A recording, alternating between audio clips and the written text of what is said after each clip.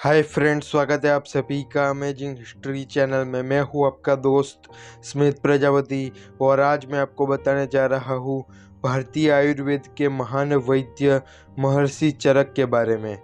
आयुर्वेद प्राचीन भारत में विकसित चिकित्सा और जीवन शैली की एक प्रणाली है जिसके महान प्रचारक के रूप में आज भी महर्षि चरक को याद किया जाता है। महर्षि चरक को फादर ऑफ मेडिसिन के रूप में भी जाना जाता है। महर्षि चरक ईस्वी सन की पहली शताब्दी में हुए थे। वे कुषाण राज्य के राजवैद्य थे। महर्षि चरक के अनुसार स्वास्थ्य और रोग पूर्व निर्धारित नहीं है, पर मानव प्रयास और जीवन शैली पर ध्यान देकर जीवन अवधि को लंबाया जा सकता है। आयुर्वेद के अनुसार किसी भी रोग की रुकावट उपचार से काफ़ी अधिक महत्वपूर्ण होती है, जिसमें आयुर्वेद जीवन शैली को प्रकृति और 6 मौसमों के साथ संरेखित कर पूर्ण कल्याण की गारंटी देता है। महर्षि चरक के ठीक शब्द यह थे: जो चिकित्सक ज्ञान और समझ के दीपक के साथ रोगी के शरीर में प्रवेश करने में विफल रहता है, वह कभी भी रोगों का इलाज नहीं कर सकता है। उसे पहले पर्यावरण सहित सभी कारकों का अध्ययन करना चाहिए जो रोगी की बीमारी को प्रभावित करते हैं और फिर उपचार निर्धारित करते हैं। इलाज की तलाश करने की तुलना में बीमारी की घटना को रोकना अधिक महत्वपूर्ण होता है। एक शरीर के अंदर 3 दोष हो सकते हैं, एक वात, दूसरा पित्त और तीसरा कफ। यह 3 दोष तब पैदा होते हैं जब हमारे भोजन में कुछ गड़बड़ हो।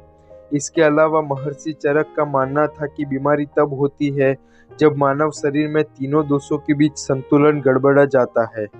संतुलन को वापस प्राप्त करने के लिए उन्होंने आयुर्वेद के माध्यम से ढेर सारी दवाइयाँ निर्धारित की थी। उन्हें कीटाणुओं की भी जानकारी थी, लेकिन उन्होंने कभी उन्हें प्राथमिक महत्व नहीं दिया था। चरक ने मानव शरीर और विभिन्न अंगों की शारीरिक रचना का भी अध्ययन किया था। उन्होंने मानव शरीर में मौजूद दांतों सहित हड्डियों की कुल संख्या 360 होने का अनुमान दिया था, जो आज के आधुनिक समय में काफी सही साबित हुआ था। उनके अनुसार हृदय शरीर के मध्य में और पूरे शरीर से जुड़ा हुआ होता है। इसके उपरांत हृदय 13 नलिकाओं के जरिए पूरे शरीर से जुड़ा हुआ होता है। इन चैनलों के अलावा अलग अलग आकार के अनगिनत अन्य थे जो न केवल विभिन्न पोषक तत्वों का आदान प्रदान करते थे, बल्कि अपशिष्ट उत्पादकों का भी मार्ग प्रदान करते थे। उन्होंने यह भी दावा किया था कि मुख्य चैनलों में किसी भी रुकावट से शरीर में कोई भी बीमारी या विकृति आ सकती है। महर्षि चरक ने उस समय चरक संहिता की भी रचना की थी। चरक संहिता में चरक ने बताया है कि इंसान की सेहत और बीमारी पहले से तय नहीं होती, बल्कि हम अपनी जीवन पद्धति से इसे निर्धारित करते हैं। अगर मनुष्य कोशिश करे और अपनी जीवन पद्धति को सही और संयमित रखे तो अच्छी सेहत पाना संभव हो सकता है। चरक संहिता में रोग निरोधक एवं रोगनाशक दवाओं का भी उल्लेख है। इसके साथ ही उसमें कई धातुओं और भस्मों का उपयोग कर बीमारी को जड़ से नाश करने की भी दवाई बताई गई थी।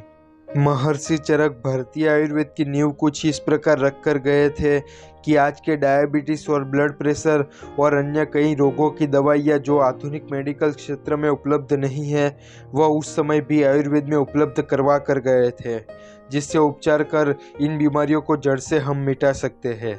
चरक संहिता की रचना संस्कृत भाषा में की गई थी, जो 8 भागों और 120 अध्यायों में विभाजित किया गया था।